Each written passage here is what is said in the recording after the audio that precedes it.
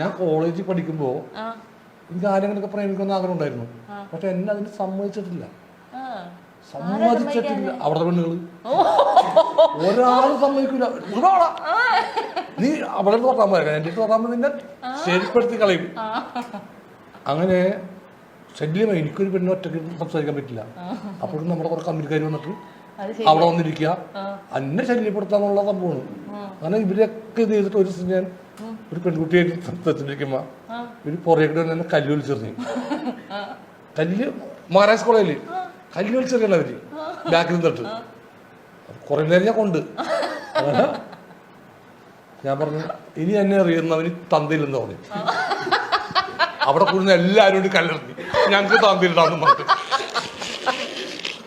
അങ്ങനെയാണെങ്കിലേ ചേട്ടന്റെ ഉള്ളിൽ ഒരു കാമുകൻ ഉറങ്ങിക്കിടന്നുണ്ടോ?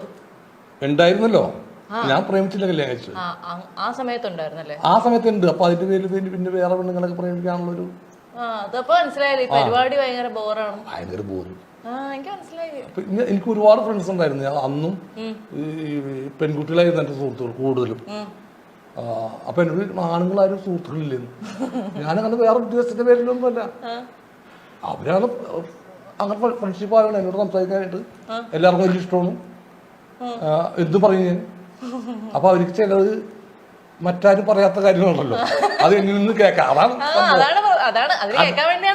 കേൾക്കാൻ വേണ്ടി വന്നിരിക്കും. എനിക്കറിയാം. അങ്ങനെ കോളേജിലെ പിള്ളേര് പറയും വീട്ടിൽ ചെന്ന് സംസാരിക്കേണ്ട അതിന്റെ പേടിയാ. ഇവനായിട്ട് സംസാരിച്ചിട്ട് രണ്ടാം ഭാഗം തെറിയാണ് അവര് പറയണത്. ഇല്ല ഇല്ല എന്നൊക്കെ പറഞ്ഞു വന്ന പെണ്ണുങ്ങളാ.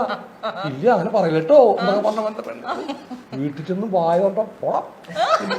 ഇതൊക്കെ വേറെ ലെവലായിരുന്നു. അപ്പൊ അവരെന്നെ പറഞ്ഞു വീട്ടിൽ സംസാരിക്കാൻ ഇപ്പൊ പേടിയാണെന്ന് ഞാനായിട്ട് സംസാരിച്ചിട്ട്. അത്ര നല്ലവനായിരുന്നു ഞാൻ. എന്നിട്ട് പക്ഷെ ചേട്ടാ അവിടെയും ചേട്ടനെ ഒരു വിജയം ഞാൻ കണ്ടെന്താന്നറിയോ?